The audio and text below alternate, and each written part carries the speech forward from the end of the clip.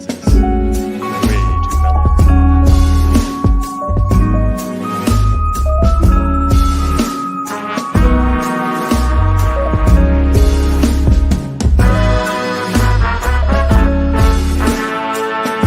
Welcome, everybody. Get your questions ready. Start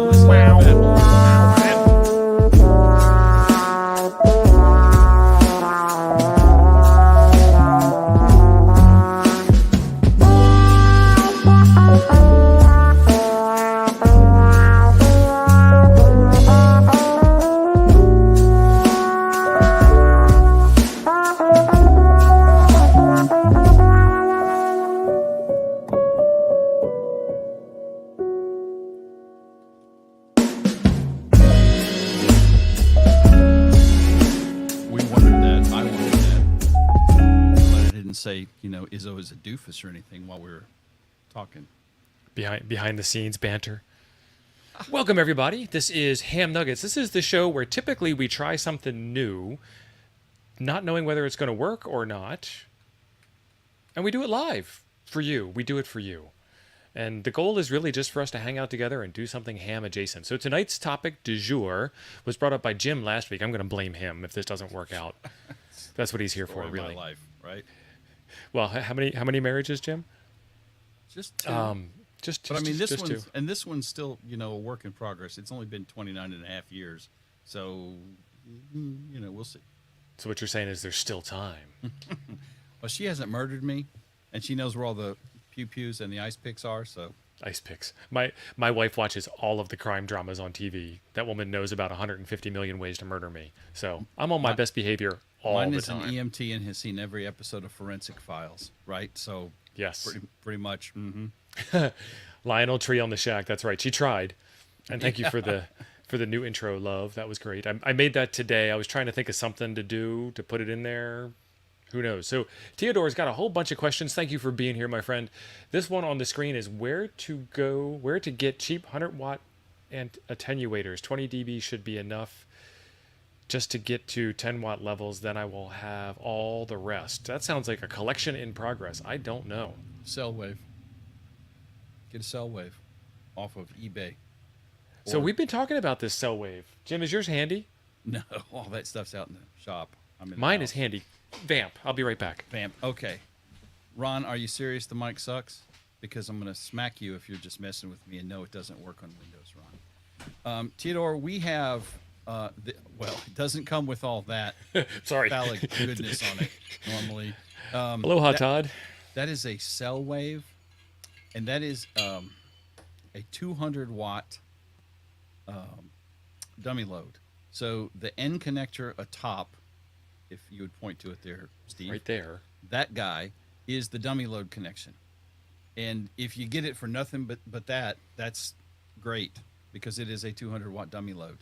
That BNC connector on the bottom is a minus 40 dB inductive tap. So you could hook the output of this. You could hook this to your radio and key up, which I do all the time on my spectrum analyzer or just a a tiny video SA. yesterday, one Yep. Well, he's one today, one yesterday, going to be one tomorrow. It's like there's a trend going on, right? And so you could look at the output of your radio with a tiny SA or a NanoVNA or a spectrum analyzer, oscilloscope, without any fear of damaging your gear. So this thing is a big hunk of metal. It looks like it's former Right. Eastern Bloc in origin. It comes in a little scratched and dinged, but I think that's kind of normal. Like that's the way it's shipped to me. And yeah, I think those were pulled out of service. I think it's those solid. were previously used. And then in here is the magic. And I didn't know this because I'm not smart enough to think this way, but this connector is an N-type connector like Jim mentioned. You could easily just unscrew this and screw on a chassis mount SO239. Yep. So I went and bought all the end converters, which is why I had that large tower of power on top of it. Funny. I was like, what the hell is that? Well, where else am I going to store them? This is the only end connector thing I have. So I put all of my end connectors together and I put them on here. Man, Problem I got a solved. drawer full of adapters, and it grows. I have that as well, but this is literally the only end thing that I have, so I didn't want to buy a bigger organizer because my organizer is full. My Plano tackle box is full. I need more bass. All right, you vamp while I EQ. All your bass, all your bass. All your bass belong to us. So talking about Theodore again, he had another question. I have a pressing question. How to make an inflatable 44-foot-ish mast. How the construction should looks like. Straight tube will bend after very little deflation, couple of hours, I guess. There was a lot of talk in the chat about helium balloons and so on. The easiest way to make an inflatable 44-foot mast is to plant some apple seeds and wait a couple of years. Right. Is this any better, fellas? So you sounded good to me the whole time, but I don't know what's going on there. Okay, so I'll ignore them. So I don't really have a good answer for an inflatable mast, but there are lots of push-up masts. What is 44 feet in meters? Dare I math on stream? Oh, it's going to be basically divided by 3. Alexa, what is 44 feet divided by, well, It's cancel. 13 meters. Yeah, there you go. Thank you. So that's not bad. I mean, Callum has a good 10-meter pole for you. That gets you really close. He's got the Nebula pole, which is 12.5 meters. Right. So that gets you within spitting distance of what you were looking for. What did I buy? But that's 6 foot tall collapsed, by the way. I got the one from Gigaparts. It was on sale. I think Don got it too, SKT. Yeah. And it's a fiberglass pole, and I want to say it's a 12-meter pole, I believe, and about 8 feet collapsed. I don't remember the exact specs. It's a nice pole. I almost got the carbon fiber, but that's like $200 more, and I just was like, no. And then Buddy Pole has a division, I think they call it Mastworks, and I've seen those masts in person, and you can kind of just like feel the quality dripping off of it. It's a really good quality product that they have. So I have a smaller version here for the Buddy Pole system.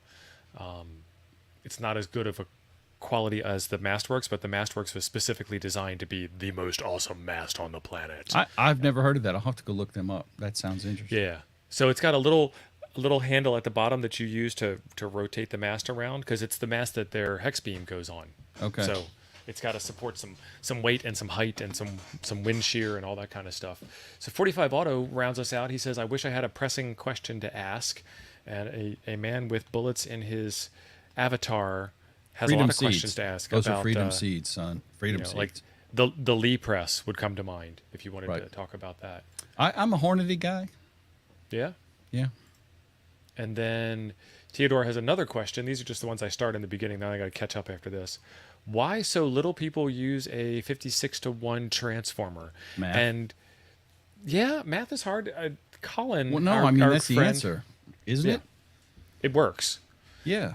So Colin just did a video on this MM0OPX on yeah. his YouTube channel, where he balanced all the things in all the ways and put out efficiency ratings and so forth. And whether his test, and I'm not arguing, I'm just pointing this out, whether his test was a valid test or not, it was the same test repeated against every balun, which makes it valid. So you can then extrapolate those results into another, situation. It's kind of like DBI, DBD. They're both theoretical antennas that we measure every antenna's gain against, because there's no such thing as a perfect antenna. So I highly recommend that video. And then he shares out the spreadsheet of his results and welcomes additions. I saw a question. John Hummel Newell.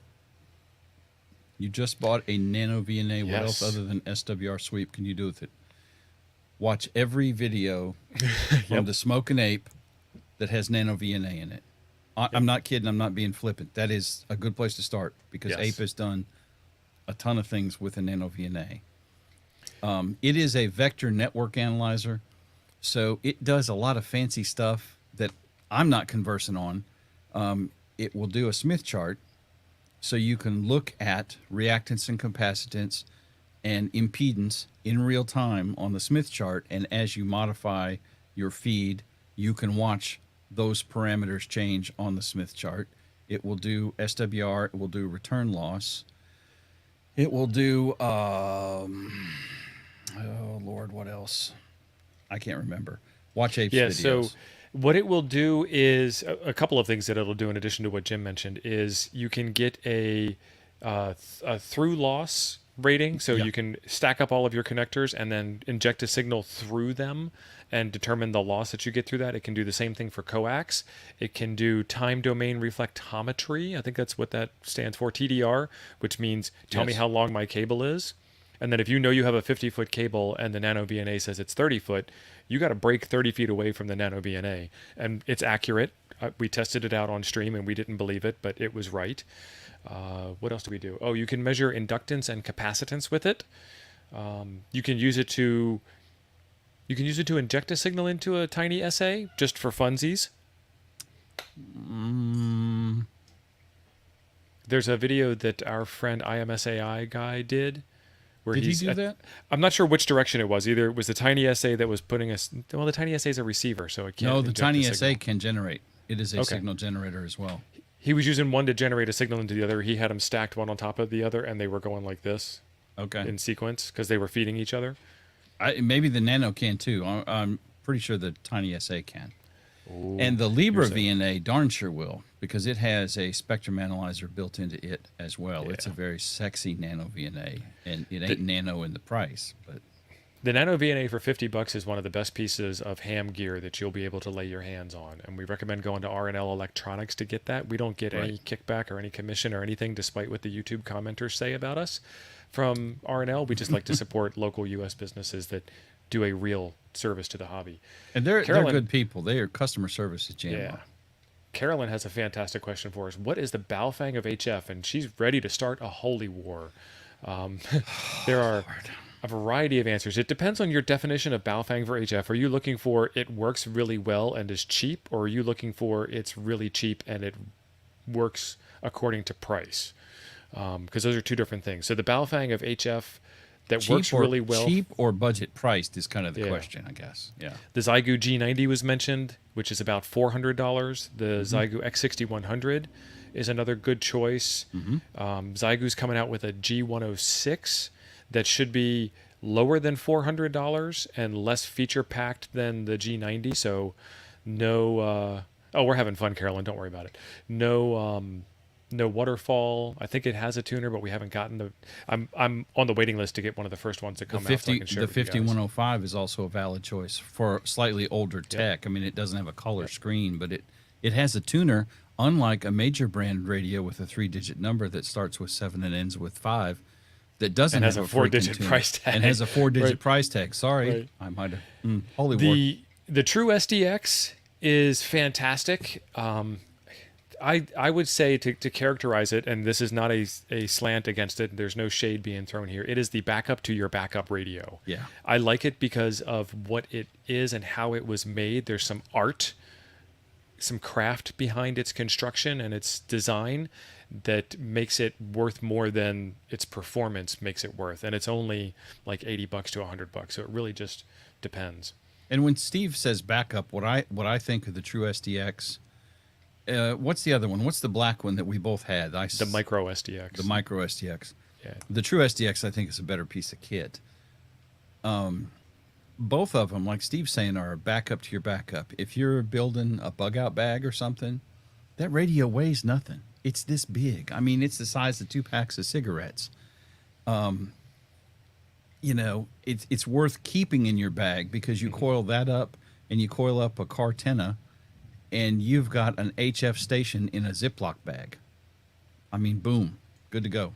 What does that run on? 12 volts or 9 volts? 5 volts? The True SDX? The True SDX runs on 12 volts and it'll also run off of USB power, so 5 volts. So- but at 5 volts, it will put out like 2 watts, which makes it the backup to the backup to the backup radio.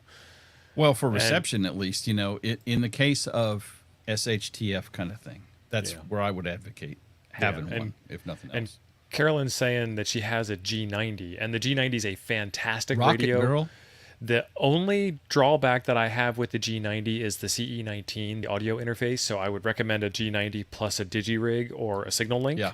which raises the price again to about 500. At which point you're arguing 20 watts versus 10 watts, and so at that $100 down from an X6100. The X6100 is a more fun radio. The G90 is a more wattage powerful radio. Yeah. Tony, what's up, buddy?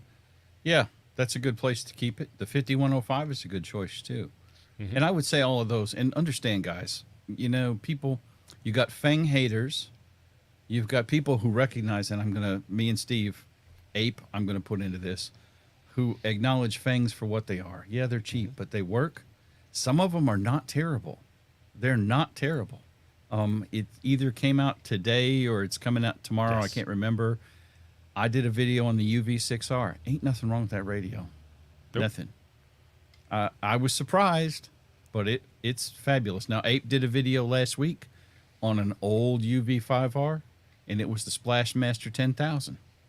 So, you know, your mileage may vary, but I mean, Devin's bringing up an important point right here too. The FT891 for $600. It is a absolutely hands down fantastic radio. I totally agree with you. and better radio than all of the aforementioned. My only problem with it, and it's me being persnickety, for lack of a better word, is no waterfall. But you know, 100 watt radio for $600, very compact, durable shape, fantastic receive, fantastic DSP for noise reduction.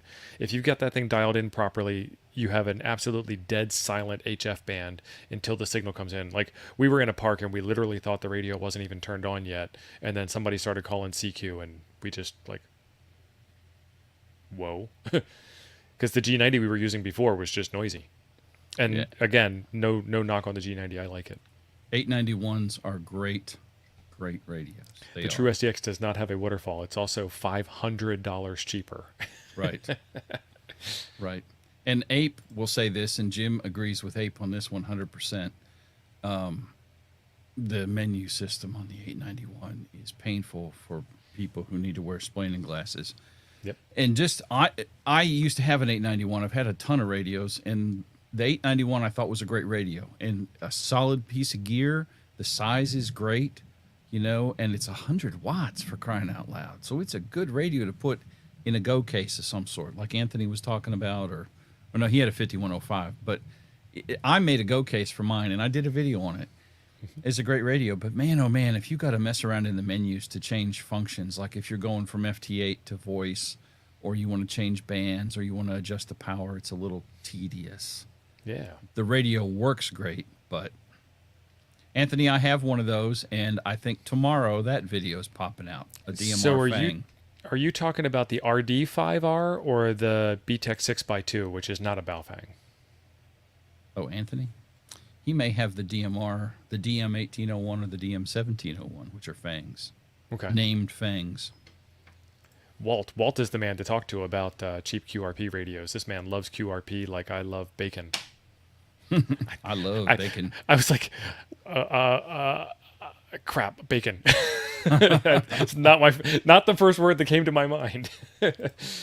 Izzo said he doesn't use a waterfall. I would suggest, Don, is it because you can't see it? Just say get better glasses. I love my waterfall. It's a crutch. I 100% agree with you. Yeah, I use It's it a handy too. feature to have. If I'm not specifically doing something, if I'm bored and I'm just going to get on phone or something, yeah, I love the waterfall because I'll just tune around to Yes. the waterfall. This is the best thing you can say about the RD5R. It works. Which is the same thing about the UV5R. Did you just take Don's comment off the screen because you and Don are having a little spat still? No, I thought you did. I'm not having a spat with Don yet tonight. Yet. It is the RD5R. Yeah. This is a fantastic radio. It's the UV5R body with DMR guts inside. RD. And I think it's the GD77. Well, that's the Baofeng DM1801 too. It may be. There's 3 or 4 RD5R. I'm googling this in another window. There's 3 or 4 radios that we'll take that OpenGD77 firmware, and the DM1801 is one of them. Obviously, the GM77. Okay, all right, there it is. Let me.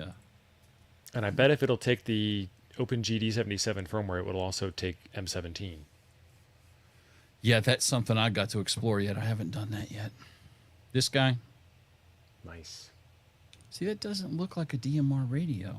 Oh, and there is a link in the description for a $15 discount on that radio. $75 though. 75 minus 15. $60. Yeah. Digital scanning. Mm-hmm. So for $60, again, I would suggest the BTEC 6x2. It's I want to. $60, buddy. No, it's 120 for that. But it's 120 solid. worth of radio. I like that radio. I It is believe. It is the Motorola of Chinese DMR radios. I believe that you can. I haven't tested this out yet because I'm kind of afraid to. I believe that you can wipe the code plug from the radio, full factory reset, and do 100% of your DMR programming needs from the front key panel. Yes, Easily. you can. I haven't done that specifically, but I have reprogrammed it on the fly. Yeah. Yeah, I've done a lot of programming on the fly with it, but I haven't done the from scratch yet because the code plug software is Windows only, and I don't really do Windows. I have a machine that's somewhere around here that has a Windows virtual machine on it and the software loaded to do it, and I did it once. But I don't know. Maybe I've got another DMR radio coming in. Maybe I'll try that from straight up to, from zero to hero out of the box with no code plug software. So I didn't know about the RD5R. I didn't remember it.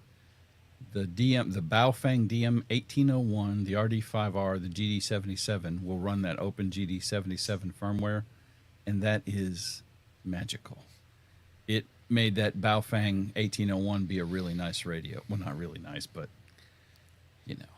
We should demo that one day on Nuggets because I don't know what it looks like either, and you've already done it, so you Info, can do all the work for me. I'll bring it next week. Awesome. They're all out. They're all out in the shop right now. So Open GD77 stream next week. Remind me on Monday next week because we're gonna forget. yeah, like I'm gonna remember. What's your name? Bob, Bill, Joe? I don't know. They gave me a new Speaking name of when I started Joe. YouTube. Joe Brett, K5YVY, up in the chat. Hey, buddy. All right, how about some more questions here? We have, let's see. Are we running out of questions? If You suck at DMR. Mad Swimbaiter, there are videos on the YouTube. It's not you that sucks at DMR. It's DMR that sucks at DMR. DMR is kind of a pain in the butt. DMR is cool because it's the cheapest digital mode, right? Because Fusion and D-Star require brand name radios. DMR is much lower cost of entry on radios, and it was actually modified from commercial use for hams, so it's a little convoluted at times. But Abe has some videos on DMR programming. I has videos on DMR programming, and I think Steve, don't you as well? I do. Yeah. So there's No, I don't. I never got that far. okay. It's a pain. Yeah, it's a pain. I can't remember all of Abe's videos. I did a couple on it, and I really tried to break it down. It's a modular thing, and once you do the modules, you'll just like I did. You go, oh, that makes perfect sense. So yeah, it's not a pain in the sense that it's like unbelievably difficult to do. It's a different way of thinking than the way you would think that you would want to do that if you were the one setting out to do it. So you have to DMR think your way into it, and then go back to normal mode after that. Yeah. Devin, yes, it is. I love P25. Unfortunately, most of the rest of the country is ignorant of the awesomeness of P25. And I have Todd's a video asking- on a Motorola radio coming out like this week, so just keep Awesome. watching. Todd's asking about recommendations on system fusion radios. I was asking this question: what's the cheapest fusion radio you can get? Probably the FT70. I think it's still in production. And I believe that's unless there's a 2-meter mobile or something that might be cheaper, but I can't imagine that. And I don't remember what the FT70 runs. I want to say about 160. Let's check out our friends over at Gigaparts. FT70. FT-70? Yeah, I think so. DR? D? No It's letters? Just D. Just do FT70. You'll find it, and spin for a chance to save. Spin now. I guarantee you, what it's going to be savings are we gonna 10%. It'll be 10%. Awesome. Okay, that's even less than 10%. Of this Yeah. radio, yeah. When you order, well, it said when you spend $125. Bastards. Okay, so that one's It's like 8%. $175. Yeah, What is that's the FT60? that's about right. I don't think it does fusion, brother. I don't know. And I guess it's not for sale. Yeah, I think it's out of production. Don says FT70. Yeah. I wish this radio was more like a cheap Walmart Android device for $65. Like they Well- could pack that much power into an Android for $60 at Walmart, and we can't get a ham radio that wasn't made in the Right. 1990s. Yeah, and it's like I said, you can get into DMR cheaper. $174 will buy you a top of the line DMR radio. Stop it. Stop bugging But me. when you talk about fusion or Nope, they don't have it. radiodity, There it is. $239, man. That price went up since I bought it. that's I a thought it was kit. 120. That's a kit though. That's got 2 batteries and a cable and a desktop charger and So there's 4 different versions of this radio at least, and the value add for the B-Tech model is the extra battery. yeah. And he's looking for a System Fusion mobile rig, so that would be the FTM 200? There's a 200, a 300, and a 400. 400? What do I have? Yeah, Yeah. 400. 200, 300, 400. I don't know the prices on them.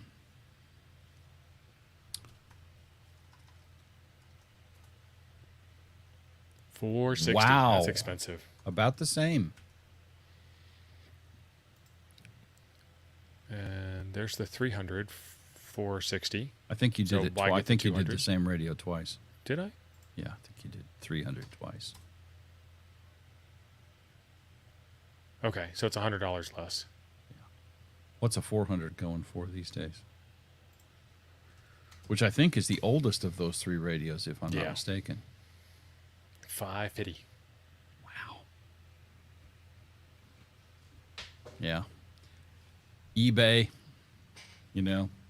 Watch Gigaparts. They sell used gear, and occasionally you can get a pretty sweet deal from Gigaparts. Well, all of them sell used gear. R&L, MTC Radio. I like buying used gear from the radio places for the simple reason that they've got people who understand radios and have turned it on and make sure it actually works. Really? Yes, I know. I typed it wrong the second time. I got interrupted the first time. So John's saying, should I get an X6100? This is a question I get asked a lot, and I wonder why. I'm joking. I know why I get asked this question a lot. I think I this is a can't great imagine. radio. This radio does all of the radio things well enough. Not good, not excellent, well enough. But the upside of this radio is it has essentially what works out to be a built-in Raspberry Pi inside of the radio. And so that is what is exciting to me about it. That was one of the first things that I did, was try and figure out a way to hack in and reset the password and log in and play with the Linux operating system that is inside of this radio. And we did it, and now we have an SD card image that you can put into the side, boot up the radio, and it's your entire station, digital station, run WSJTX directly on the radio. The only odd part about it is you have to plug the 2 USB ports into each other. So Pogo mentions, and he's It's a right, toy. you can get the dongle. You can get the, what is the one? The we Thumb got? DV. Thumb DV from Northwest Digital. Jam up. Awesome dongle. About $100 for that. no radio needed. No radio needed. Free software. That thing's been on sale for $99 forever. Of Done, course, yes. now it says sold out. But you're tied to a computer with that. So you can. Oh, there's I gotta mean, be a you way could can make plug a this into your mobile phone. station, but it'd be a bunch of gyrating around. No, I think you can plug it right into your USB on the go port on your phone. You might can on an I Android. haven't done it. On an I've Android. done it. Mm-hmm. If you got an And OTG it's sold out adapter. anyway, so. Well, there's other dongles besides that. That's just the one we keep thinking about. There's another dongle or two out there. Blue DV maybe. Zumspot makes one, yeah. Zumspot. I think Blue DV is the name of the software. Walt messaged me. There's a way to do this on the battery. It's not healthy. It's not recommended, but there is a way to do it. Hey, Walt. What's up, buddy? Will the Thumb DV work well on the Micro Center $60 laptop? Ron, I don't know. It doesn't run Windows, so I'm joking. It does run Windows. Yes, Ron, it'll work. Be the first one of our friends to figure this out and get back to us. Oh, I had it running on a Dell 9010, which is probably as old as that laptop, if not older. It's not. I mean, you run Blue DV. It either works or it doesn't. What are you running it on? You've got it on a Raspberry Pi, don't you? Right now, yeah. We are running on a Raspberry Pi 2. 2? Oh, so yeah, it'll run on that $60 laptop all day long. Because I didn't want to waste my 3 or my 4 on that. As I'm donating that to the cause, I'm like, well, you can have a 2 until it doesn't work, and then I'll swap it out. But yeah, so it'll work fine on that laptop. There's nothing that special about it. The only place where I think that might fall down, Ron, is if you're trying to transcode all 3 modes at one time. That might get a little sketchy. Yeah, I mean, this is a sub Ethernet modem serial port. So, and you could stick that on a laptop and use it in the car. It would not be optimal, but it is possible. Oh, there we go. There's some Don. There's some classic Don right there. You want to answer that, Stephen? Yes. Yes. I think it's way overpriced for what it is. We played with them at the Youth on the Air camp. Icom was kind enough to donate the use of them for the week to the Youth on the Air camp. I don't know if we're keeping those for camp over camp, or if it was just like in and then resale market, and then they'll do that again next time. But it was fantastic that they donated it to it. Every kid got an ID52 to play with while they were there. I played with one while I was there. It's a nice radio. It works very well. It's like a mini 705 in its interface, so it's relatively familiar. But yeah, I'd say it's overpriced because I don't personally want to pay that much for a radio. Excuse me. Is that thing north of 600, I believe? Yes. Yeah, which is about $300 more than you can get a. Listen, if you're going to spend that kind of money, go buy an FT5D. It's a great radio, and it's $300 less. You know what? We need to go to a different store this time, so we're not playing favorites. Let's go to Ham Radio Outlet. While you're looking that up, MP. The only new technology that I can think of 650 is M17, which is a different digital voice mode, which does not have wide acceptance yet anywhere. There are no produced, manufactured stock radios that do M17 voice protocol. That's probably the newest thing in ham radio. I've got a very expensive HF radio, and it has a DVI connector on it. So while we've got MP on the line here, MP recently passed his ham test, and he was asking Becca and myself a lot of questions. And he sent, as a thank you, this little keychain here that I've got plugged into my 891 case. So thank you very much for sending that in. I just wanted to share that with everybody while I saw him in the chat. Ham technology tends to be, I'm in IT. IT is what I've done my entire adult life. Tends to be very much behind the technology power curve. Let me see. I saw some other questions out here too. What are you looking for? You found it. It's the ID52, 650. It's expensive. Pull up the 5D, please. I don't mean to be imperative. It is your show. Oh, that's cheaper. 500. So, would you rather have 200? 460. Sorry. Would you rather have the 5D or the FTM 300? You asking me? Yeah, you. I would rather have the 5D. Which you have. Which I have. And I have an FTM 400 from my truck, which I have. Number one, because it was out before the 200 and the 300 were. And I love the screen on the 400 because of the size of that screen. It's easy for my old eyeballs to see without glasses while I'm driving down the road. Military's way more advanced. Yeah, son. They probably are. They might have HDMI in the military now. Ham radio ain't got no HDMI. Wait, Don's going to say, wait, Flex does. Yeah, exactly. Probably Sun SDR, but not Icom and not Yates. Walt is saying he predicts digital voice will eventually be as big as FT8. I think digital voice is actually bigger than FT8. If we're talking like agree. DMR or Yeah. Fusion or D-Star. FT8 is big, don't get me wrong. I love me some FT8. I'm doing it right now with the radio that I built yesterday because mine works, Don. No, I'm kidding. Let me know if let me know No, when we you're can not. troubleshoot that one, Don. I got to get him back sometimes. Right, occasionally. Yeah. He's a big boy. Izzo, I'm with you on this, brother. I love my Icoms, but SKT does dump out a nugget every so often. True What are we statement. agreeing with Don about? I don't remember that part, but I love all my Icons. I think Don said that the 52 was way overpriced. I'm scrolling back now trying to figure out. what Debugging it's is half the fun. Yeah, so I had to debug mine for a while after I built it, and it turns out that I don't know why, but the second I plugged it into my laptop, the operating system muted the microphone. So no outbound signals were going out the microphone on the QDX radio that we're talking about. It is this radio right here, and this is what you get. This is a 5-watt QRP FT8 only radio, and because it's FT8 only, those are your connections. You have power, USB, and BNC. And it took us, we started at 11:30, we ended at 5:30, and we were just having a blast on Sunday, just building the kit together. And some people came in, weren't building. Frank came in, he was editing a video. Some people just came in to hang out for a while. I just hung out. Provided some sass.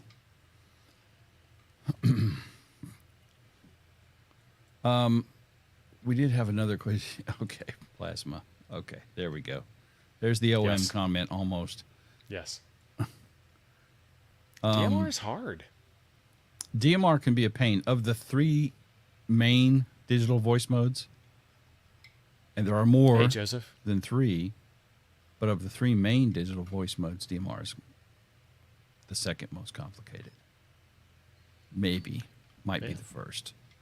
Free DV D-Star. is one you can do over HF right now. All you need to do is install some software and use the radio you already have.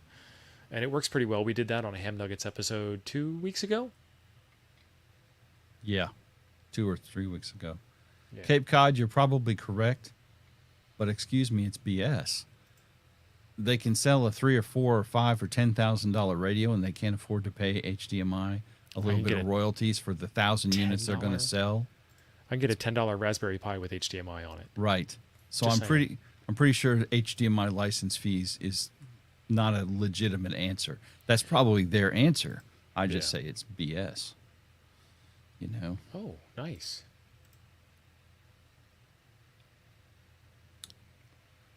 He's queuing up Don. Oh, did I just knock somebody off? No, it's fine. I was just talking about Walt saying that his MCHF has built-in free DV, which is cool. just a dig at Don right away, because I think Don hasn't talked about his MCHF in a while. Do you hear more medical issues talked about on 80 meters or 2 meters? I live in the Montgomery, Alabama area, and I don't get on 2 meters around here because of that. I'll say, I'll take what are 2 bands on amateur radio airwaves that I do not use for 1,000, Alex. Local repeaters and 80 meters. That is a true statement. Swim Baiter, I'm getting used to D-Star. I have warmed up to D-Star a lot recently because I've been getting our Toads digital multi-mode reflector thing going. So I've had to play with D-Star a lot more than I ever did in the past. And I actually had bought a Kenwood D74 radio. I got a great deal on it.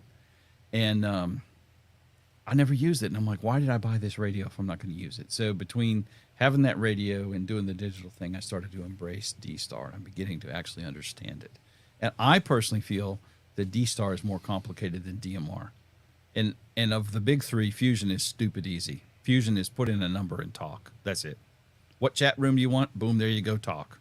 Easy peasy. Of the other modes, I know nothing about M17, which is probably something we should do one night. Weren't you going to get the M17 guys on here one Yeah, time? yeah, I gotta talk to them again because I have the hardware here to do it. We just haven't had a good time in our schedule, so And it will happen. NXDN and P25 are great modes. They're very similar to DMR. They're almost identical to DMR in the way they work. There's a few very minor differences. It's terminology, but it's essentially the same function.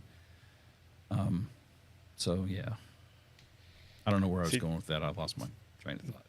This hackles my crazy OM twitching thing. That's a lot of money for that. $10,000 a year for over 10,000 units, or $5,000 per year under 10,000 with a royalty of a few cents per unit. That's not that much. If It's you're not selling that much, but it's 10,000 more than it units, should be. It's the same Well- thing with the Wi-Fi logo. yeah. Like just using the logo requires paying the fee. But your point is valid. Raspberry Pi can afford it. I know Icom can afford it. I mean, do we Raspberry need Pi to start a sells millions GoFundMe? of units. Do we need to start a GoFundMe for Icom and Yaesu? Yes, you can use existing radios for M17. There is, I think it's a TYT radio. Don't quote me on that. The M17 page will have more info for you. The 380, maybe? MD380, yeah. I think. But again, we're going to have them on the show as soon as our schedules align to talk about it, and we'll go through all of the demos. You can get an Android and a ZumSpot USB and be up and running with just software.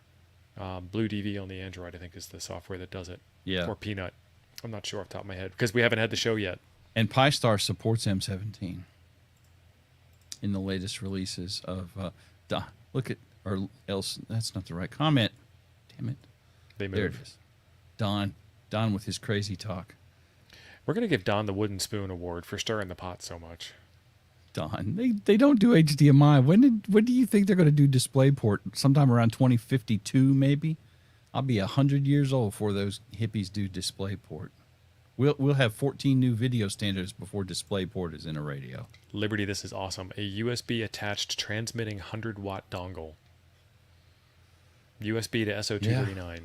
Yeah. That would be awesome.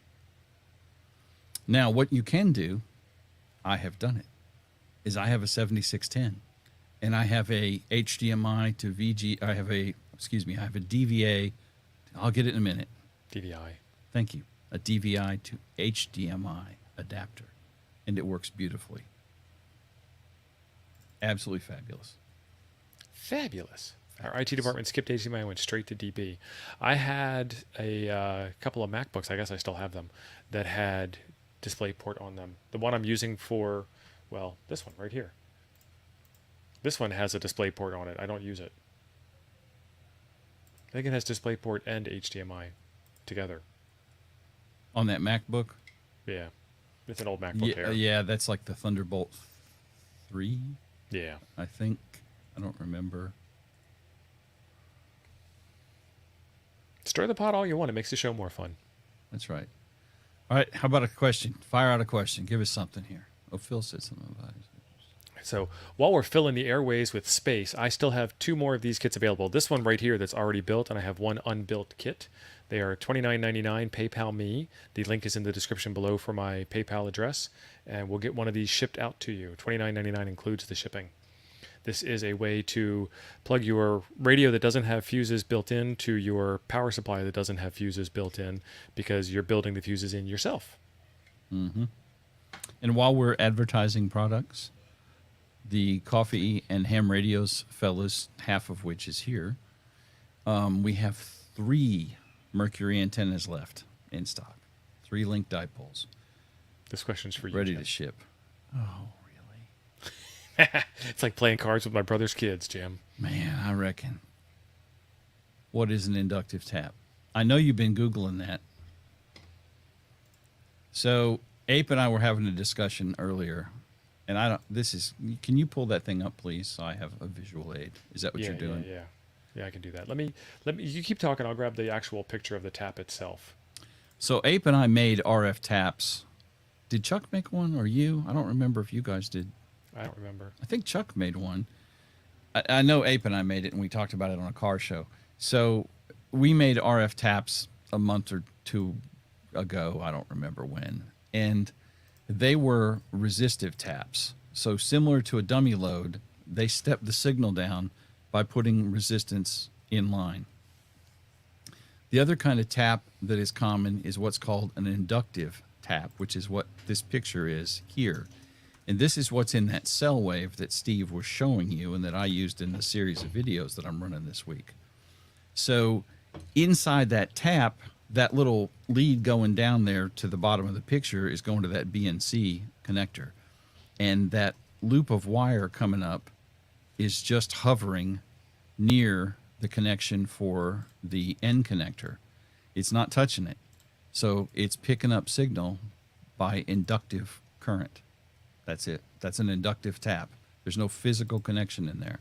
The taps that Ape and I made were resistive taps. We threw, 3K ohms, I believe, in line, and a capacitor. I can't remember what all was in that, but that's an inductive tap right there.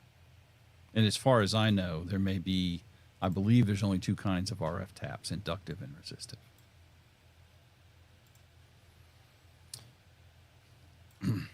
Ape, you feeling better? You must be feeling better. I'm getting sassy. I was totally going to do something, and then I forgot what it was while you asked me to.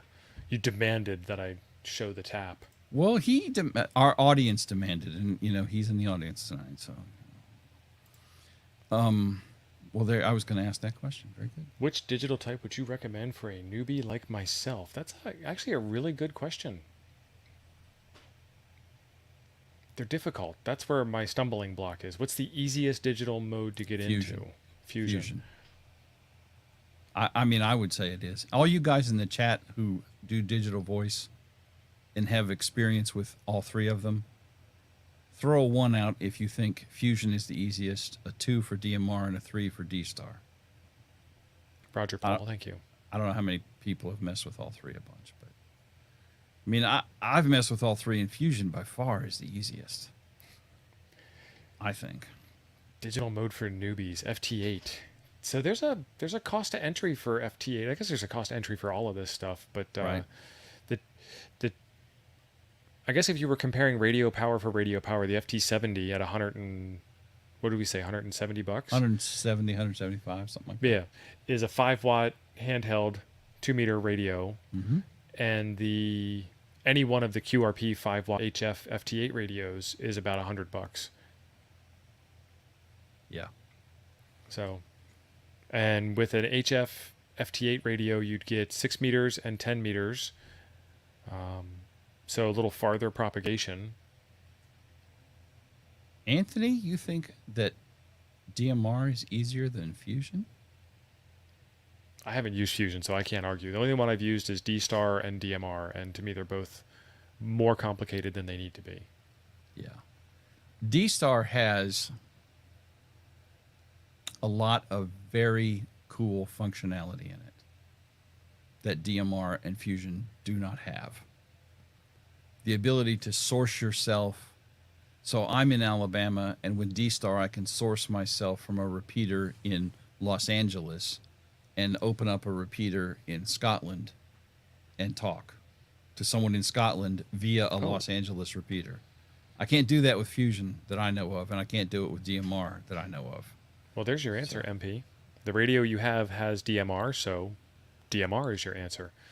We've done a couple of live streams and a couple of static, they call them VODs, video on demand, a couple of VODs for how to get your DMR hotspot set up.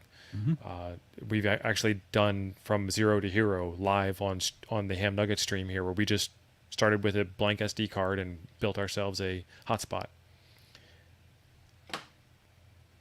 So, Todd, there is a link in the description of this video to my PayPal address. Just send the $29.99 to my PayPal address, and I will get it shipped out to you tomorrow. Liberty, you are correct. Let me pop him up here. D-Star was first. And like we said, Steve mentioned it, DMR was, we stole that from the commercial people. D-Star was invented by the JARL, the Japanese Amateur Radio League, with Icom, I guess, and Kenwood, since those are both Japanese companies. And it's been around early early 2000s, I think. 5, 7, somewhere in there. I don't remember. And I don't know the time spans on the other ones. I couldn't tell you. P25's probably been around a hot minute too, but yeah, it's not proprietary. Liberty is right, but Icom is the only one that supports it. And you want to know what the holy grail of amateur radio is? It's one radio to rule them all, Which nobody makes. which nobody makes. Because if you All could modes, buy a radio, all frequencies, included tuner, 4 antenna ports. if I could get a 2 meter 440 HF 6 meter D-Star Fusion DMR radio, I would sell my mortal soul for such a thing.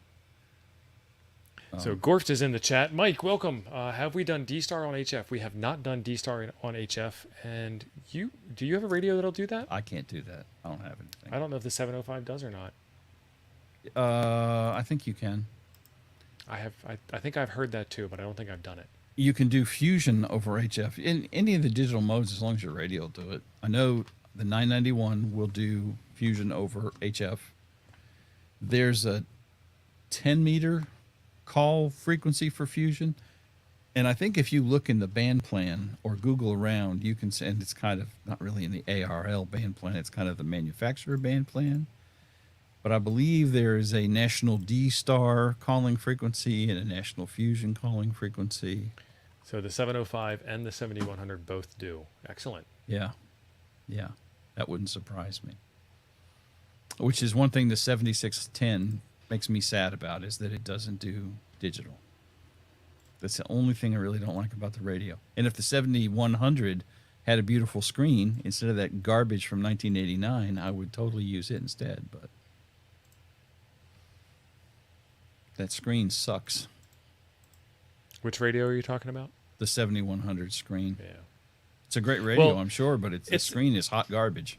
It's a great radio, and it's the only radio in its class, in its market segment right now.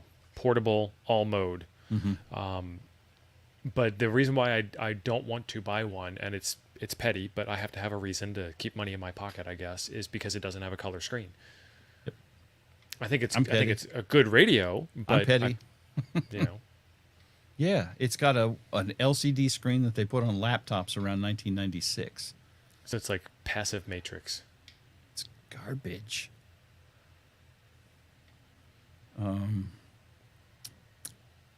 Liberty, you're just being contrary. Oh, speaking of contrary. N45, whatever. The 7000 has a color screen. Does it have a waterfall? And how do you stop it from drifting? And does it do D-Star? It may. I don't remember. I don't think so. I think it's too old for that. It's the 706 with a color screen. Yeah, that's right. That's the 7000. It's a nice That's right. radio. Ape. Liberty has young man eyes. You're right, Ape. But didn't your latest radio that you just recently purchased have a waterfall? Oh, that's right. It did. It might have. Nice. Yeah, I think DMR can be complicated, but like I said, once you break down how the programming works, it's object oriented. So you have to build your digital contacts first, and then I'm not going to go into it. I did a video about it, and I walked through all this. It's blocks. You have to build this block first. This is your foundation, and then you got to put in some framing, and then some interior walls, and then the roof, and then the windows, and you're done. You got to build it in that order. You can't put in windows until you got walls. So once you understand those blocks, and there's like 4 or 5 basic blocks to DMR code plugs, it's nothing to it. I hate the word code plug. It's a config pile. But Don, I got a pro tip for you today. We found out on the Discord today that the IQ out on the X6100, they removed the menu option because it's always enabled now. So plug that into your SDR console and enjoy it.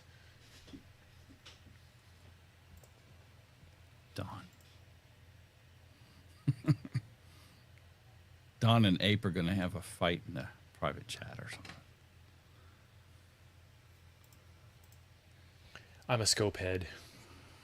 A spectrum scope head. Yeah, me too. Let's see what else we got. Elon Musk needs to make ham radios.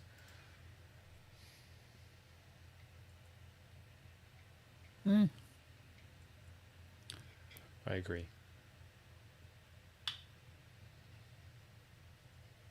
Wait till you try and program an ID51 or a Kenwood D74 from the keypad. So Pogo's asking about cheap linear, cheap amplifier. He said he saw a 500 watt amplifier on AliExpress, but wasn't sure how to use it. So let's see if we can find that. You want me to get it? I You got it? I mean, I don't know what I'm looking for, but I've seen those. I Spelling think counts. there's quicker ways to light my house on fire, possibly, but oh, stop it. Don't allow with the notifications. Don't tell me about the deal. $3 off, man. Come on.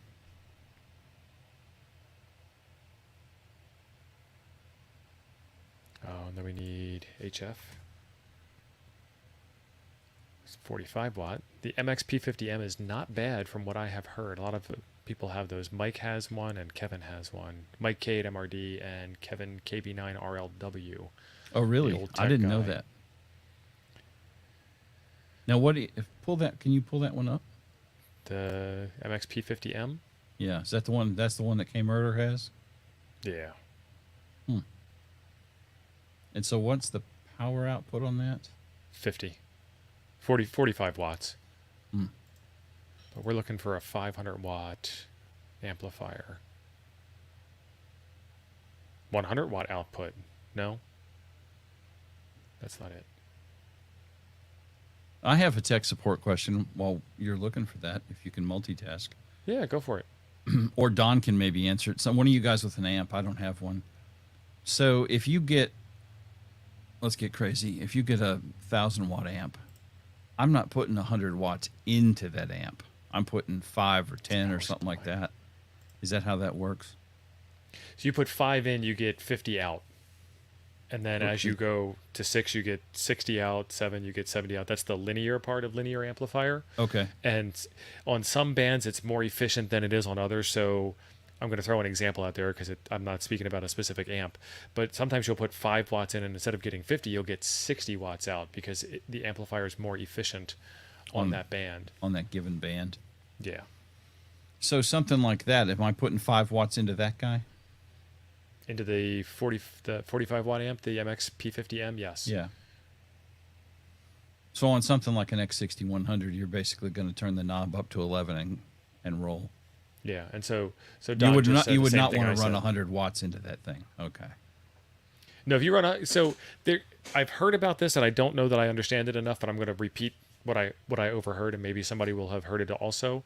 The Ameritron AL811H that I have, it will take the wattage that you put into it and put that on the output, and then it will also amplify. So if I put 5 in, it will amplify the 5 to 50, and then 50 plus 5 is 55, and 55 watts is what you get out. Doesn't make any sense to me, but that's what I thought was being said. What is this? It looks like a 705. Wow. Oh, it's the angle. It's got the angles. Really? I can't click on the pictures? No, their pictures just they like zoom. You can't. They don't blow them up to a big picture. So this is a rectangle in the long direction, not in the wide direction. The 705 is a rectangle in the wide direction. This is a rectangle in the long direction. Oh, Chuck's going to be happy. It's got an XT60 on the back of it. Charles loves him some XT60s. Looks like it's got an amplifier next to it. That's another 100 watt amplifier. Pogo, drop a model number in the chat so I can look that up a little bit faster because I'm not finding the amp you're talking about. Ape, which amp has problems? Oh, he's talking about the Mercury. Oh. I'll rephrase my question a bit broader. Is Okay. coax loss noticeable on receive? And if so, how many dB of loss is noticeable to the ear? I have a 124-foot underground run of RG8X, and I'm wondering if it's hurting. Yes. Mm-hmm. That's the short answer. The longer answer is if you didn't have 124 foot of coax, you probably wouldn't be radioing. So you wouldn't hear anything at all. So no complaints. Better than nothing. I'm running over 100 feet of coax on my antenna, and it works. And I probably could do better because I could have ladder line in the air. I could be a real ham. I'm a faux ham as well. Yeah, yeah. I'm faking. See what I did there? Yes. And also different types of coax are rated for different frequencies. So I have some RG174 that I know is a compromise, but I'm willing to make the compromise because it's lightweight and portable. I'm pulling up a table. There are multiple charts on the internet. Here is one. Let me share this if Steve's not sharing. Yeah, go ahead. When I ran, so I have a DX Commander in my backyard, and because of geography here and power lines, 14,000 volt power lines, I had to be a little creative about the way I ran coax, and because of that, I have a fair amount of coax underground. I initially ran RG8X because that's what I had. Hang on, I can't click simultaneously. So then I actually decided to research, which is code for Google, and RG8X has a lot more loss than a lot of other things. And the way that they typically show loss is at a given frequency range, at a given distance, kind of thing. And so there are multiple charts available on the internet. So here is RG8X, where my mouse is. I can't make it highlight any better. But this is saying at 30 megahertz, it has a power capacity of 350 watts. That's this chart. But the one you're looking for, even more so in your case probably, is attenuation. So then if we go and find RG8X again, at 30 megahertz, you've got 2 dB of attenuation per 100 foot of coax. So that means for every 100 feet, you're losing 2 dB of signal. And I think somebody did a video on this, and I believe it was Ape, and it was a good video. But by the time you add in antenna inefficiency and coax loss, you end up losing a fair amount of signal power. So what I did was I ended up buying RG213, which has, it's not even listed on this chart, and I don't know why it's not listed, but at 50 megahertz, it's got 1.5 dB of loss per 100 feet. And generally what you see is the higher the frequency, the more loss per 100 foot.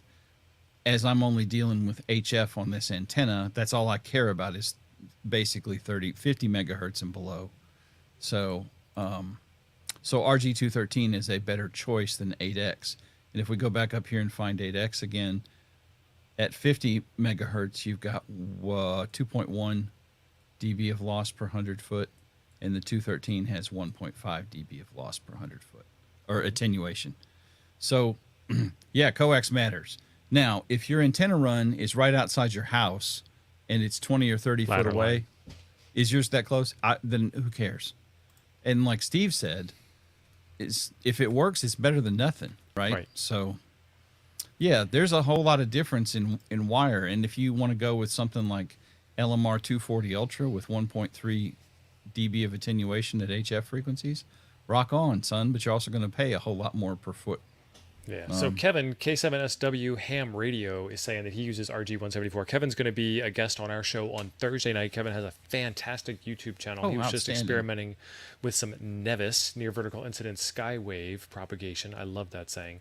The RG174 is very lossy. I mean, look at that. At 30 megahertz, 5.5 dB of loss. It's noticeable. It's per 100 foot. What is that? An S unit is 6 dB? I don't remember. 3 dB, 6 dB? I don't know. 3 dB, I think. It's a lot of loss. However, it fits in I can fit 25 feet in my back pocket. So I'm a big fan of it. And I know that going in, I know what I'm getting myself into, and I do it anyway because I want to enjoy portable radio. And with something like portable, if you're running, so this is per 100 feet, right? So if you're running 50 feet or 25 feet, half or 1/4 of that value. So half of 5.5 is 2.75. Half of that's 1.375. Who cares? For 25 foot, if you're doing portable ops, RG174 is fine. So was RG8X. So, 25 feet of RG8X is indicating that it's going to have about a half a dB of loss at HF frequencies. And that's at 30 megahertz. So if you're talking 40 meters, which is down at 7 megahertz, you're going to have even less loss. So according to that chart, the best you can get is LMR 400? Yep, according to this chart. Well, I don't know. So down here, this Berry Flex, I don't know if that means they don't have data on it or it's so magical that it causes power increase. I don't know. Yeah. It's like the MPG gauge on the fuel efficiency gauge on my car. If I take my foot off the gas pedal, I start making gasoline. Right. Yes. You have to have one of those gauges. It's just a vacuum gauge, but if you have one of those gauges, that's the first thing you'll think of when it goes 100 miles per gallon. Like, not possible. So, your mileage may vary. I actually literally, and I ran my coax in conduit when I buried it. I have direct burial cable, but I didn't want to do that because I thought if I ever have to change this out, then I got to dig again, and I'm not a digger. So I ran mine in conduit, and then when after I got it all run, I thought, well, I should check on that. And I said, oh my God. So I just pulled it all out and went and got RG213. Yeah, I use RG213 at the house, and you can see 1.5, 2.1, 2.8, 2.8. It's not bad. I could make this bigger, I suppose. You could. One of these days, you'll be a real streamer. Right. And I direct buried my RG213, and the place where I had a problem was where it was above ground. That's where the mice ate it. So I fixed it, and I put that piece in conduit. And all this stuff is very frequency dependent. And all this coax, you see, if you're trying to run 2 meters and 70 centimeters or 1.25 even, you can see that as you go up in frequency, then the loss increases as well. And that's where something like LMR 400 really shines, because here at 440, you've got 2.7 dB of loss at 100 feet, and on RG8X you have 8 dB of loss. Oh, wow. RG213 is 5, so it's a huge difference. Now you're going to pay premium price for LMR 400. And there's some other stuff. What was that K8MRD tested? It was an M&P. The Messi and Poloni stuff. And Messi and Poloni made up their own names. Yeah, I can't remember. Hyperflex 10 is not on this list. Is that what that was? Yeah. Well, I don't know if it was Hyperflex 10, but that's one of their product names. They have a pretty big product line of uniquely named products because I'm not saying anything bad, but all of their products are just different enough than the standards. I think the Hyperflex 10 is RG213, RG8 in size, but not in performance. Don't quote me on that. Okay, whatever. So their specs.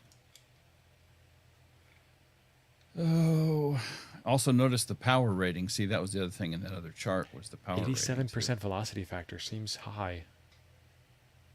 It's pretty fast. Well, isn't RG213 97? Meaning RG213 is faster. Was VF on that other chart? I don't remember. I don't think so. I don't think so either.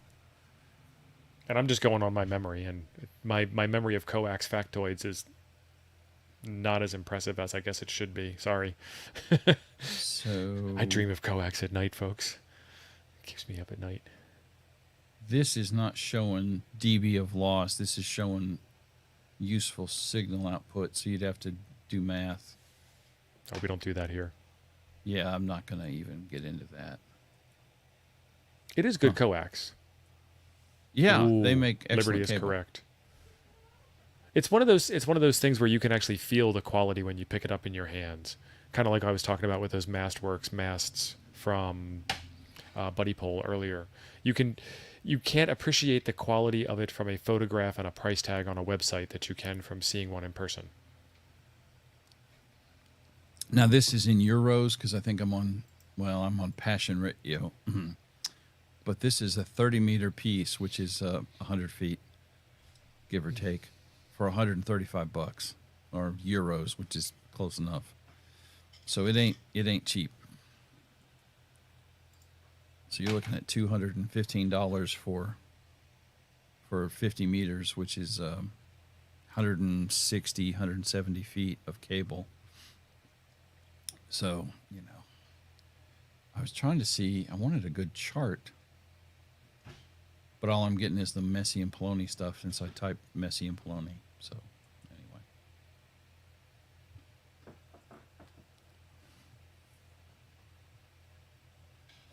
Coax to use with my new QDX build to an NFED halfway from Cortana Artemis. RG174, man. None. No coax.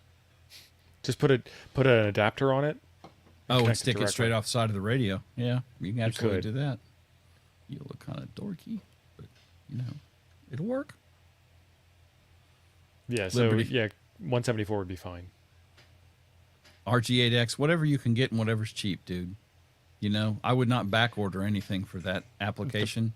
Get whatever they got cheap, because you're not running a long run. The problem you're going to have with that is the coax will yank the radio off the desk in just the slightest breeze because the radio has no weight to it. Yep.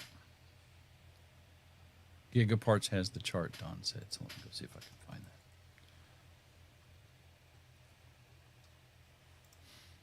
that. Don, do you have a link for that? Because I'm going to have to hunt for that. Probably on their Messi and Poloni page.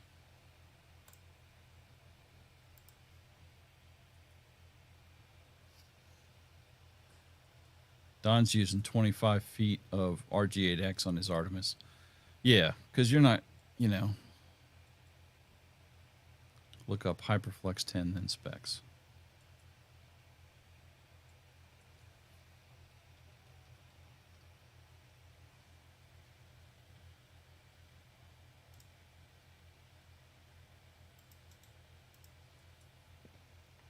Man, QRP-FT8 is hard.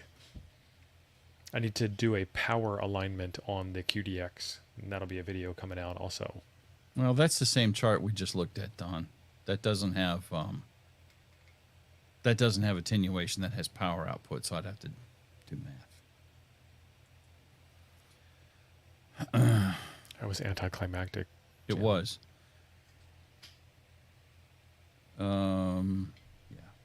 Are we supposed to talk about our new antenna that we're working on?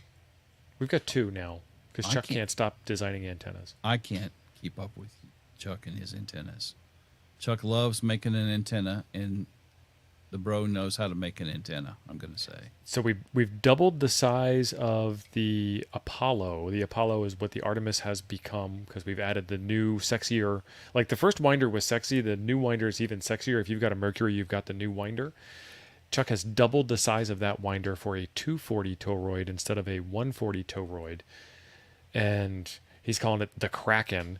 And then we have the Fat James that he's working on, which is a Slim Jim. But it's the Barefoot Guys Coffee and Ham Radio version of the Slim Jim. And for some reason, Jim thinks we're talking about him when we call it a Fat James. I don't know. You sketchy people. So Times Microwave has a little calculator on their website, which looks pretty cool. Let me... James is offended. Not you either, James. Todd is saying, what does the chart say about LMR 240?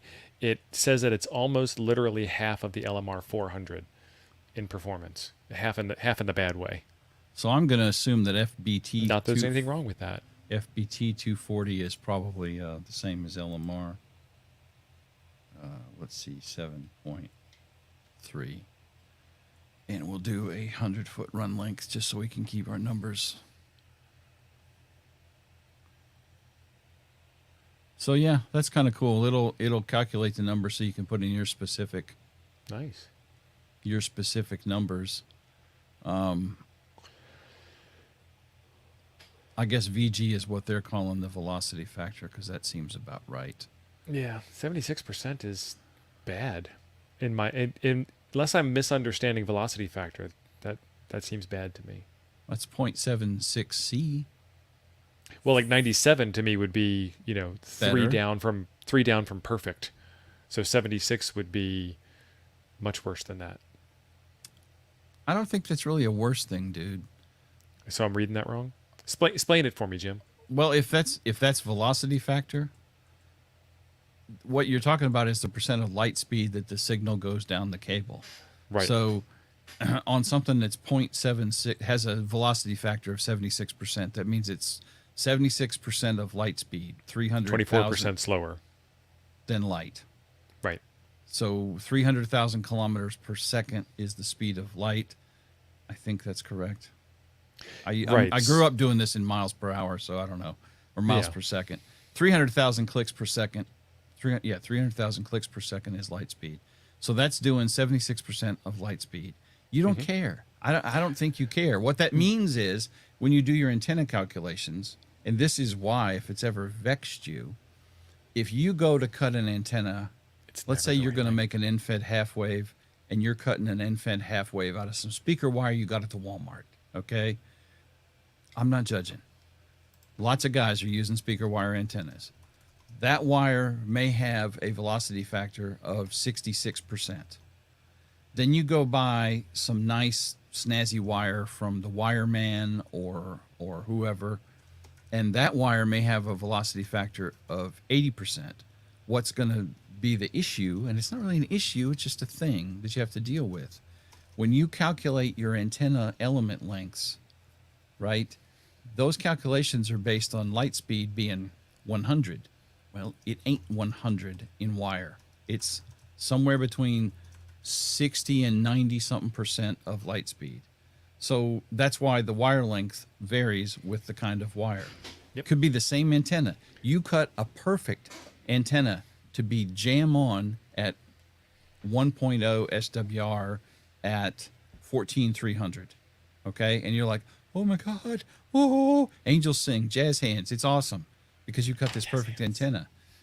And then a squirrel knocks a tree limb down and it goes through your shop and tears down your perfect antenna wire. PTSD. Maybe. And not really. Both of us are quiet right now.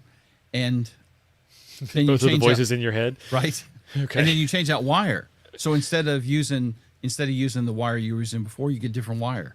And you say, well, I know because I measured that I had exactly 62.3 feet of wire. And then you find that your antenna ain't anywhere close to where it was. It's because they have different velocity factors. So that signal path is not as fast or faster, depending on which way you went, as it was with the other wire. That's what velocity factor is. Other than it doesn't affect power, it doesn't affect anything like that. It affects SWR because of the physical length of the wire and the speed that the signal can go through the wire. It's So not there's- bandwidth like internet speed. It's not. we same like to thing. we like to talk about sci-fi Sorry. shows a I lot, got and a one of the little wrapped sci-fi up on shows is Caprica. And what's that? I never You watched didn't, it. You didn't watch it. So there's the inventor of the Cylon, Daniel Greystone, says a difference that makes no difference is no difference. And what you just described is that 76% velocity factor versus 97% velocity factor is a difference that makes no difference. Cut your Therefore, it wire is a no different difference. length. Cut your wire a different length. That's the only difference it makes. Yeah. Caprica was a weird show. I never watched Caprica. It was interesting. What are you trying to say, Joe Brett? Don't send out natty light? Don't send out no light. You got to Don't send out speak no Southern first, and you should be better at it than me. And then you got to speak Joe Brett, and then you got to speak Joe Brett typing, and you got to speak Joe Brett typing on a Monday night after a hard day at work. And might have a brown drink in his hand? Little brown liquor. Lon, best comment. Lon wins the comment for tonight. And ape is also correct. I didn't go into that, but coax of a quarter wave or multiple of the operating frequency can cause other issues. You need to know VF to avoid that. And somehow we're agreeing. Liberty's agreeing with Ape, or Ape is agreeing with Liberty. I don't know which direction that's going in, but I don't like it. I think Ape's agreeing with Liberty because he just said preach LC. Yeah. But then LC said the Ape is correct, so. I think this is what Liberty was saying. It's in the VHF. Yes. Oh, that we is don't use correct. those bands. We're fine. We're okay. What are we even talking about anymore? Which is what I said. The Right. higher frequency you go, the more it matters. So James, that would be pronounced ham-splaining. Ham And I did ask for it, by the way. I did actually ask him to do that. So Did I over ham-splain? I hope not. Sorry. subscribers bubble thingy. Okay. Oh, I don't- here's Hollywood's weighing in. Ooh, Greg. Velocity factors caused by the dielectric on the wire or inside the coax. VF and coax really only matters when phasing antennas or when your load's not exactly 50 ohms impedance. Well, so that J, that's the imaginary number or something like that. I'm pretending I remember exactly what he means there. I think I know what he means, but I'm not 100% I don't sure. use J enough. Is So, that impedance, Greg? No, that's Z. That's Z. Impedance is Z. Z0. Correct. It is impedance. No, it's the imaginary number. It's the imaginary number. I think you're imagining that. I don't know which one of us is correct, Greg. I think it's probably you. I think it's probably you. I don't know what to do with that number, but I know that I think that's what it is. Well, the thing is, and I think we've said That's a this compliment. before. Every antenna, I know we've said it. Every antenna is a compromise, and every antenna has myriad factors that affect how it performs at a given frequency, on a given day, on a given month, depending on whether you've had corona this year or last year. I mean, it's So- just there's so many factors that affect it. So J is the reactance. You were right, Jim. okay, I was not 100%. You said sure. impedance. I said impedance. I didn't say reactance. So, Tony and I were having this conversation earlier. Tony has a shorty 80-meter off-center fed dipole. So it's a dipole where one side is longer than the other, and then on top of that, there's a coil. I think he said on the short side, but that doesn't make any sense. So I'm going to say the coil on the long side, but I'm probably wrong. And he said that his end-fed half-wave was better than his off-center fed shorty dipole.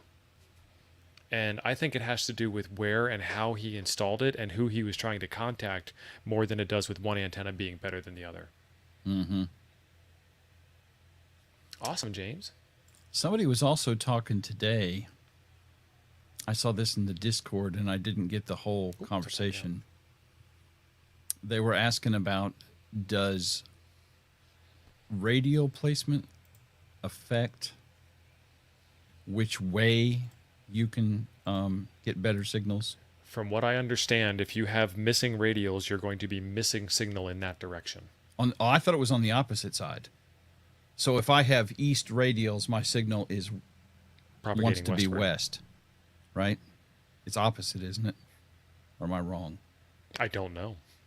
I'm not 100% sure. I think you're missing the reflecting plane off of that side. You have a weaker reflecting plane, so the signal would not bounce out as well on that side. So if you're missing the radios to the east, then you would get a stronger signal to the west because you have west radials. That makes sense. Devin says his dipole outperformed his end-fed half-wave, which is the opposite of what Tony had. 1,000%. Really? 1,000%. Maybe because he didn't plug it in 10 times in a row. Well, I'm in I'm not surprised that he would say that, and he may very well be correct, because isn't a dipole a better antenna generally than a radial? I mean, an end-fed half-wave or radial than an end-fed half-wave, because that's kind of the reference antenna, right? Zero exaggeration. Zero. So I think a dipole works very well, and there are arguments as to which flavor of dipole is better than the other flavor of dipole. And then Abe's going to come in and say the end-fed half-wave is technically a dipole. You're just missing the other half. There it It's is. actually both halves on one side. Right. Well, and Don said his end-fed outperforms his dipole, but he's got the end-fed half-wave up higher. So y'all need to look in all this antenna talk. By the way, I was going to drop this in the chat later tonight in Discord, but we'll premiere it here. In this issue of QST magazine on ARRL's website, so I don't actually read paper, I look at it online, but they have an interesting antenna build for 6 meters, and I'm gonna look at that. It requires you to buy copper pipe, so I don't know. I've got 2 kidneys. I don't need the other one. Sell a Raspberry Pi. No. No, I'd need, a mountain of Coke and a mountain of hookers to get rid of a Raspberry Pi. And there goes the family rating on this show. Coke meaning Coca-Cola, hookers meaning the things you Right. put on the end of fishing line. I tried snorting Coke one time, man. I almost drowned. It was terrible. So, Okay. I don't know if you're doing it wrong or if you're the hero we didn't know we deserved. that's right. I'm the hero you deserve. So, look up that article in QST, y'all, because I think it's pretty interesting. He built a 6-meter antenna. It's basically a triangle-shaped antenna, and it goes out from the base up to, I want to say, about maybe 2 or 3 feet across the top. So it's kind of a V shape with a top across the V. And then the feed point is adjustable for SWR, and there's another adjustment on it for what band you want it to be resonant on, the way he built it. And then the way he's got it mounted, because of the design, and I read the article, I have not studied the article. Because of the design, it's not ground sensitive. So basically, he's got this thing planted in a PVC pipe on the ground. So he can literally walk out and adjust the feed point and the SWR adjust on it without having to, lash it up and down from a tree. So I thought that was an interesting thing since we mentioned antennas. That's right, James. You could buy a 7610 for a couple pies and a fang. Mm-hmm. That's right. I know what I got. Yep. Is John on tonight? I do not know. Let me see if I can. He doesn't schedule his shows ahead of time, so I never know. Well, if John is like me, he doesn't know where that is and doesn't have access to it. Yeah, I think he just hits the go live button when it's time to go live. Well, I think he does too. I was just vetching.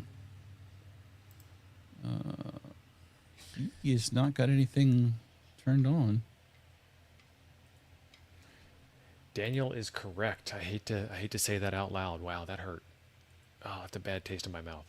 I believe one of the issues most people have with their dipoles is they don't typically install them at the right height. A true dipole is a half wavelength above ground and is flat topped. And we don't do that. See you, James.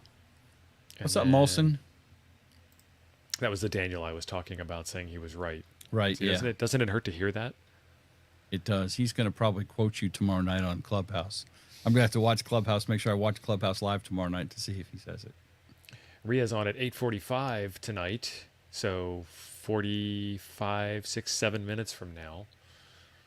And then don't know if John's going to be on or not, but we will give him some space. There we go. Ape, go read the article in QST and then argue with me. I'll reread it again. I'm just talking about the article, man. Okay? Ape, in today's modern world, everything is sensitive. Yeah.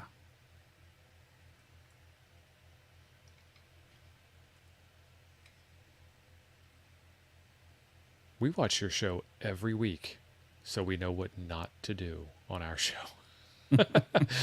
Sorry, boys. Love you. The Ham Radio Clubhouse, Tuesday nights on YouTube at Ham Radio Clubhouse. I actually do watch your show. Usually it's team replay. Because I got enough stuff going on during the week. It's just one night I have off that I don't have to do ham radio. And, I'm still working on this marriage. This is a starter marriage. It's only been 29 and a half years, so I want to make sure I don't piss her off or anything. Hey, Pogo, you're trying to paste that link in. YouTube's going to block the link. If you can just tell me the name of the device, I'll search for it.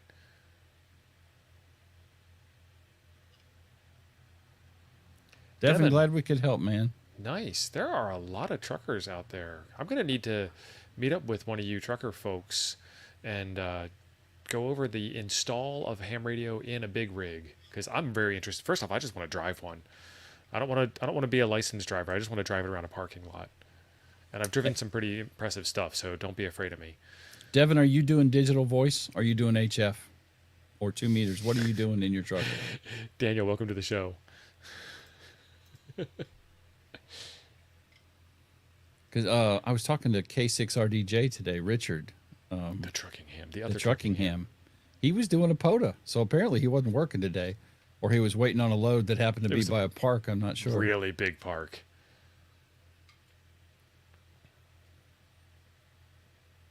Pogo, send me a link on the Toads Discord or email it to me. My email is temporarylyoffline@gmail.com. So with that, this has been a fantastic show. I had a lot of fun on the show. Yeah. We kept the chat rolling. Very high levels of engagement in both directions. It was exciting. I got to learn a lot because Jim ham-explained some things, and hopefully Jim learned something. Hopefully I had something to give in return, and hopefully you guys at home enjoyed the show. I enjoy hanging out with y'all. So my family. Love y'all.